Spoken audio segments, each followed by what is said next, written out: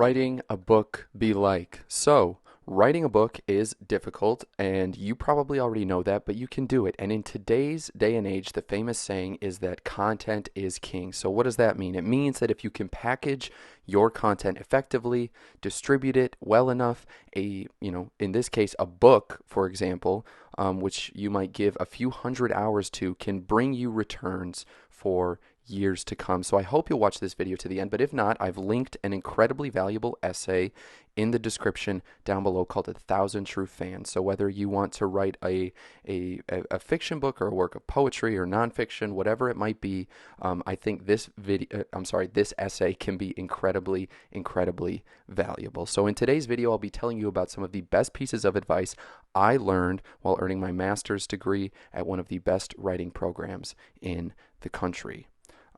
So this is information I picked up from some of the best writers who are alive today. Writers like Tim O'Brien, Marlon James, Jory Graham, Jesmyn Ward, Deborah Eisenberg, Ocean Vuong, and those are only a few. These are writers who visited Johns Hopkins where I was in graduate school. And yeah, I've kind of distilled much of what I remember them saying into this video. So if you find this video helpful, hit the like button, hit the subscribe button, share your writing experiences in the comment section, and I'll, write you paragraphs, as I always say. So let's get into this thing.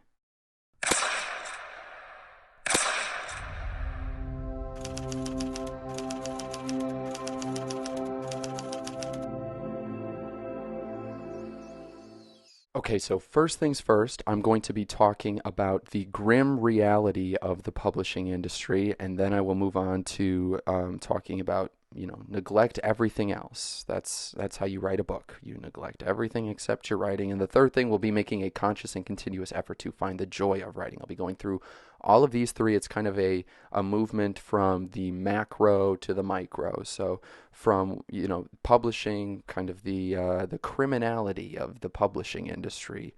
So the end result of writing a book to the actual writing process itself. So just going through those three, not going to keep you here too long. So let's go. So I earned my master's degree at the writing seminars at Johns Hopkins University, which was an incredible experience. I got to work with so many great writers, learn from so many great writers. I also got to share time with agents and editors from some of the biggest publishing houses in the country. They were always coming to visit us graduate students to read our work and see if they wanted to work with us, to take us on, I guess. I don't know what the technical term is, but this is how I learned about the publishing industry, by speaking one-on-one with agents from some of the biggest publishing houses in the world. I keep using that phrase, biggest in the country or the world, so I'll try to stop now. So thanks for bearing with me. Anyways, let's keep going. What I learned is that publishing companies will take 96 to 99% of what your first book makes.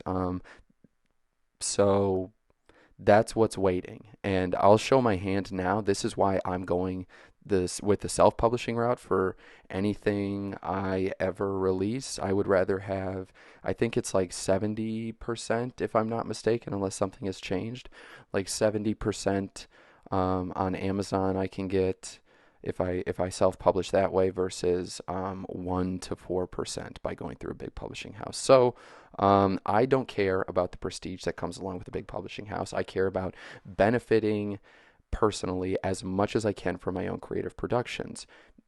Do you agree? Do you disagree? Let me know in the comments, and maybe, I don't know, we'll see. If you disagree, I'm interested. Tell me why. But, at the same time, if you agree, let's roast these guys. Let's say more about why these publishing companies are terrible corporate entities. Anyways, moving on. Not good content there. So thanks for bearing with me.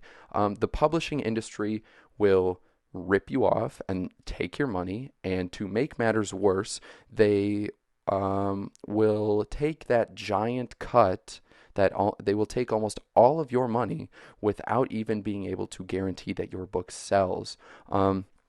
So while I was in graduate school at Johns Hopkins, I had professors say that they spent half a decade, they spent 8 years writing a book. I understand that 8 years is not half a decade. Some would say, I've heard stories where one time it's 5, another time it's 8, however long it takes for people to write books. I had professors say they spend half a decade writing a book that sold a grand total of 7 copies. And of those 7 copies, okay, the publishing company, their publisher, took 96 cents on the dollar. They took 99 cents on the dollar. So I don't know. Imagine like you work really hard on whatever book you're writing, and then you leave the marketing up to this some big company that has been a pain to work with from the second you started sending just sending your manuscript to contacts there, and it's been nothing but a headache. And then at the end of it, it sells 7 copies, and you get a 14-cent check, and then your book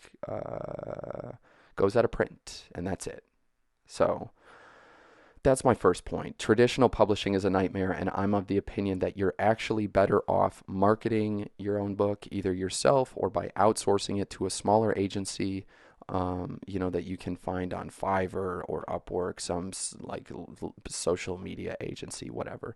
Again, maybe you disagree, maybe you agree. I'm interested in hearing your thoughts one way or the other. So let's keep going. Number 2, neglect everything else. So neglect everything else. What do I mean by this? Don't literally neglect everything. I don't really have to say that. You have your own lives. Like, you've made it this far. Keep going. But if you want to write a book, you need to make time for writing every day. In Stephen King's book on writing, which is one of the best books about the craft of writing that I've ever read, that I think has ever been written. I've talked about it like I don't even know plenty of times on this channel. The link is in the description, by the way. King wrote, if you want to be a great writer, if you want to write great books, you need to read 5 hours a day and write 3 hours per day.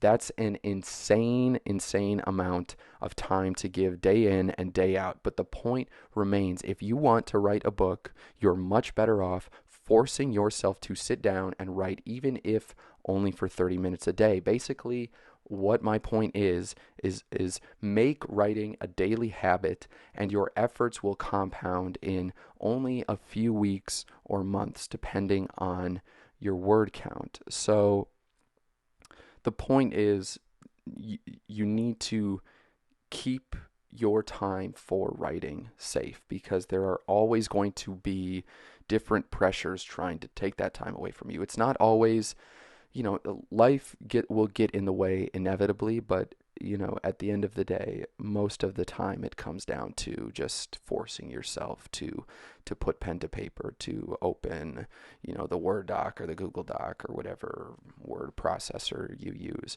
Force yourself to make the time. Neglect everything else. Put everything else second, not literally, but like kind of literally, to your writing, because that's the only way that you're going to be able to write a book that is clear and coherent, and you have to return to it habitually. So I'll say more about habit actually right now, basically. So I think I already said this, but I want to repeat it. My point is to make writing a daily habit so that your efforts can compound. That's the goal. You're trying to implement a system in your writing habit so that you can rely on the compounding of the compounding effects of your toilings, of your labor. And I would suggest, if you want to know more about how to do that, how to build a network of habits, I suggest that you get the book The Power of Habit by Charles Duhigg. I think Duhigg is Duhigg. The link is in the description. I read this book years ago, but it's still always staying with me. I recently started a new job, and in thinking about how to multitask and focus on multiple different goals at once, it comes down to habit and the systems I build, the systems I put in place to help with the execution of those habits. So That's what I said. What is your daily writing? What does your daily writing habit look like? Do you have a word count that you aim for, or do you spend X number of hours or minutes in the chair, or I don't know, wherever you write, in your bathtub, in your bed? I don't know what you do. What does your schedule look like? Let me know in the comments down below, and I'll tell you about mine, and I'll share with you some of the insights I've gained over time. Okay, moving on. Number 3, making a conscious and continuous effort to find the joy of writing. All right, so what does this mean? Writing is difficult. I've said it already. I've said it before. I will say it again. You already know that. You already know writing is tough, and that's why it's important that you write about what you care about. So we started with talking about, the end result when the book has been written, and, kind of the big idea that is that what the finish line is, what's waiting for you at the end. And then we moved on to the second point, which was, the frame of mind that you have to be in to build a habit that is most likely going to yield a good opportunity for the sort of creative compounding effects that are likely to, whatever, help you sell your book or help you, communicate an idea clearly. Okay, so we have habit, and now we have like something that is more concerned with the content itself. So I can't tell you what you should be writing about, like specifically, but generally speaking, what you should be writing about, and this is what this is what professors at Johns Hopkins told me, at the University of Wisconsin, where I did my undergrad and I took creative writing workshops. And it's something that I told my students at Johns Hopkins when I was teaching, that you need to find the joy in writing, and that means writing about what interests you, writing about what you care about. So writing is difficult, you already know that, and that's why this is so important. This is something I remember Tim O'Brien talking about when he visited the writing seminars. We write for yourself, write for nobody else, write with the door closed. And once you have a manuscript, then you open the door and you can send it off to people to read, and then you kind of, move closer toward the publishing, the macro thing, whatever. I'm going to mention another book. I know I've mentioned plenty of things. This is Zen in the Art of Writing by Ray Bradbury. I love this book. Again, this is one of those books that follows me wherever I go. Anytime that I'm thinking about the craft of writing, this book is not too far away. So Zen in the Art of Writing by Ray Bradbury, link in description. It's a great book. He wrote in it, "Write what comes fast." I'm paraphrasing for the sake of time, but I mention this quote because in my experience, what comes fast is so oftentimes what you, the writer, are interested in. And that's what I mean by finding the joy of writing. It's very difficult you can't predict like what is going to sell well and what won't. You can't predict like what is an idea that is likely to, be canonized or like that warrants being remembered. You have to, it's all about authenticity. It's all about producing great art. And in order to produce great art, I'm a firm believer that it grows out of, great art grows out of authenticity, and I think authenticity kind of flies out of us at the speed of, at a high rate of speed, let's say. That's Ray Bradbury's idea, and that's Stephen King's idea. I know that Stephen King, again, on writing, link in the description, 2,000 words a day is what Stephen King writes. That's insane to me that he's writing that much fiction every day. So I'm wondering now, what brings you to the page? I kind of have some idea of what brings me to the page. I'll share it with you if you leave a comment, or maybe I'll talk about it in some future video. But what brings you to the page? Why do you enjoy writing? Let me know in the comments section down below, and I'll again give you paragraphs. But I want to close with a quote, a Robert Frost quote, the famous 20th century poet. He said, "No tears in the writer, no tears in the reader. No surprise in the writer, no surprise in the reader." Okay, so why do I mention this now? I mention this now because in terms of finding the joy in writing, just follow your gut. just follow your emotions. What, you know, if you're not crying, if you're not crying when you're writing, if you're not laughing, if you're not surprised, you can't expect your reader to be any of those things, and that's the reality of it. So, a book is very much like when you're writing a book, you're very much just kind of it's like you're looking using imagine if we could writing a book is like if looking in a mirror, um the action of looking in a mirror could be it's like the echo using only the written word. I don't know if that made sense. Really, what I'm trying to say is you're in a dialogue with yourself. You're like looking in the mirror when you write. So there's some give and take. And my point in saying that is in order to find the joy of writing, you have to find you have to write about what you're interested in. And then beyond that, as you're kind of creating this work, pay attention to, just follow your gut, follow your feelings, follow what it is that makes you sad, what it is that kind of leaves you surprised when you're reading it, or makes you think like, wow, I can't believe I came up with that just now. Just so understand that your reader is not going, you can't expect your reader to feel anything if you aren't also feeling it. But the idea is, fortunately for you, you pick the right words, and you can kind of create that emotion. So it's all a process of trial and error, and it's stressful and annoying and difficult.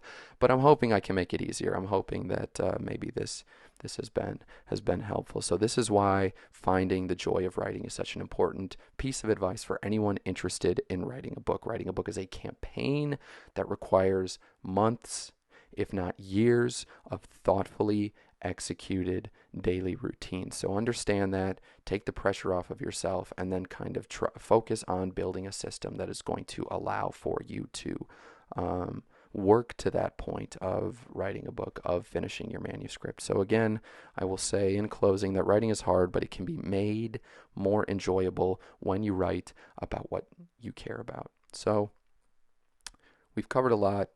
Making a conscious and continuous effort to find the joy of writing, neglect everything else, make time for your writing, and the grim reality of the publishing industry. So I hope that this has been helpful. If there's anything you'd like for me to talk about in particular, leave a comment, let me know. Again, I can't say it. I can't say it enough. I will type you paragraphs. So I hope you enjoy this video. I thank you so much for watching. I'm so glad to like have people in the comments now. It's such a great feeling. But yeah, I hope you have a great rest of your day. Know that I am wishing you wealth and good health. And I will see you next time.